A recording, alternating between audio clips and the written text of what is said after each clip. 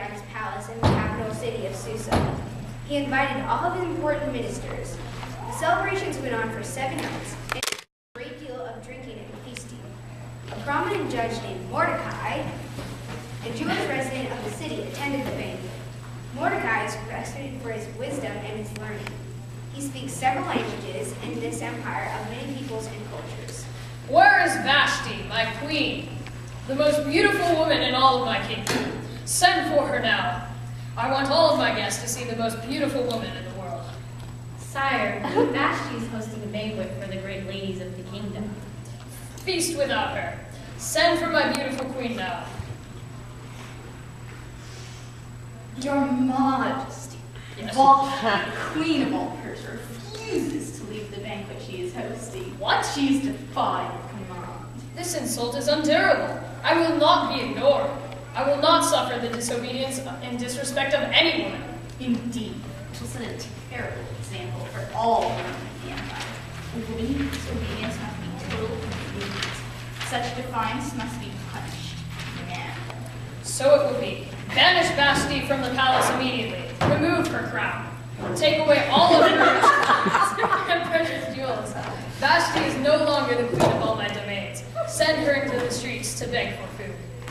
But sire, what shall you do for a queen? A queen must provide heirs for your majesty. Send this message to all of the 127 provinces of Persia. Let the governors of the farthest of my domains be notified. The king will choose a new queen from among the most beautiful women of Persia. All of these women are summoned to my palace to be inspected by my officials. I shall choose the most beautiful young woman for my queen. Mordecai went home from the banquet after Queen Vashti finished with a heavy heart. He knew that the king was often quick-tempered in his actions and not very sensible in his judgment. He also knew that his cousin Hadassah, an orphan who lived in his home, was known as the most beautiful girl in the city. The king had already sent messengers ordering every beautiful woman to be summoned to his palace. When he went home, he talked to his cousin. Hadassah, my beloved cousin, Queen Vashti has been banished for disobedience to King Xerxes. All the beautiful women of Persia have been summoned for inspection by the king's servants. He will choose a new queen from among these women. You must change your Jewish name and take the Persian name Esther. For because you are as beautiful as Esther, the morning and evening star. You must not tell the attendants at the court that you are Jewish. Some will want to harm you because of your race and our different customs and beliefs. I will do as you say, Mordecai, but no king will choose me. I do not wish to be queen and others will be father and beautiful. I fear for you, Esther, but you must be strong. Esther spent several months living with other young women who had been summoned. She had made many friends because of her kindness and modesty. Each night, one woman was dressed in rich clothes, decorated with expensive jewelry, and carefully made up to enhance her beauty. Every young woman was rejected by the king. He became more irritated and difficult with each passing day. Several months after her arrival, Esther was summoned by the servants to meet King Xerxes. She refused to wear all the fine fabrics and insisted on wearing a simple white dress. She wore no jewelry or no makeup. She went to meet the king by walking through the 7 hallways that led to his residence, a passageway which no one could use without permission. Truly you are a vision from the gods. What is your name? I am called Esther from the morning star. No star in all the heavens shines with your perfect beauty. You are the most beautiful woman in all the world. You shall be my queen.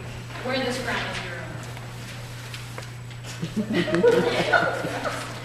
Not long after the wedding, Mordecai was walking through the hallways of the palace on business and hoping to see his cousin, when he overheard 2 servants plotting to assassinate the king with poisonous food. Mordecai sent a message to Esther telling her of the plot, so she could warn the king. Esther warned King Xerxes, and the plot was foiled. Mordecai's warning was recorded in the king's diary that was also read to him at night. At this time, Haman became the prime minister of the empire.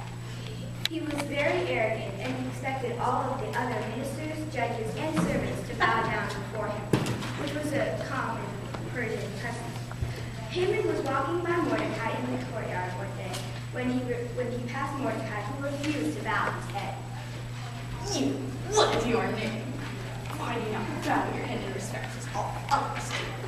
Prime Minister, I am a Jew. I bow to no man. This is outrageous.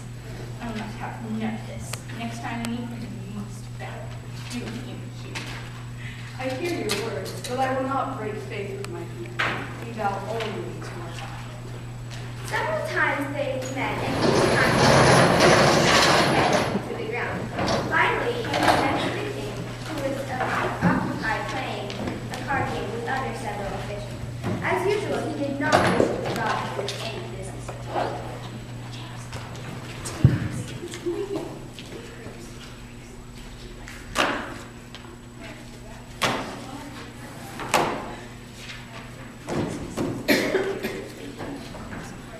Got any twos? Yes, Your Majesty. Of course you do. Sire, there are many people of the Jewish race scattered throughout our great empire. They set themselves apart from all others and refuse to obey our laws and customs. The disrespect of the Jews can no longer be tolerated. They must be killed to the last person, men, women, and children alike. I'm a little busy here. Fine, whatever. You may do as you desire. I'm busy at the moment.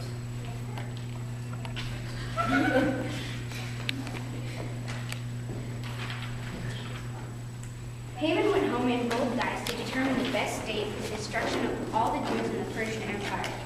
The date it rolled was several months in the future. He had also made a scaffold made for the hanging of Mordecai, who refused to bow. He considered both an insult and an embarrassment. The Jews were soon informed of the death sentence, and many tried to flee. Others went into mourning and prayed for the deliverance.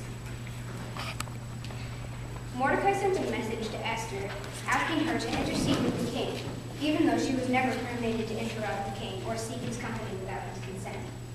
If she did try to see him, it would be an act of disobedience punishable by banishment. Esther spent 3 days in deep praying and fasting.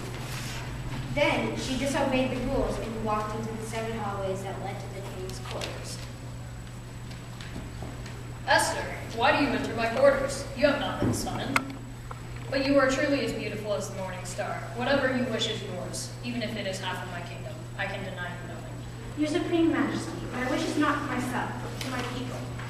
You have issued an order that all the people of my race, the Jews, are to be killed. I have been informed of this by my cousin Mordecai, the judge, the same person who warned of an assassination attempt. Banish me if you wish, kill me if you must, but save my people who are both innocent and loyal. You're Jewish? Oh, I thought you were Italian.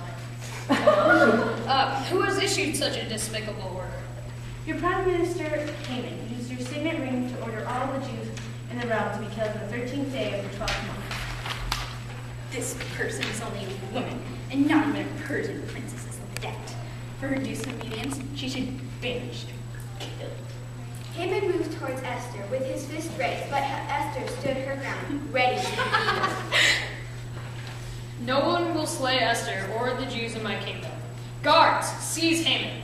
I hear that he has erected a scaffold near his house. Let him hang from his own noose. Let him die on his own gallows. Esther, summon your cousin Mordecai. Esther soon returned to Mordecai, who was waiting in the courtyard. Mordecai, loyal servant of the king, you will be the new prime minister. Send messages by the fastest horses throughout my kingdoms. No Jews are to be killed. Those Jews who are attacked may defend themselves, even against the soldiers of the empire. The sons of Haman were powerful, and some of the governors did not obey the king's orders. Many street battles were fought across the empire, even in the capital of Susa. The battles went on for days, but in the end, the Jews survived the attacks and continued to live in the empire and serve its king until it was destroyed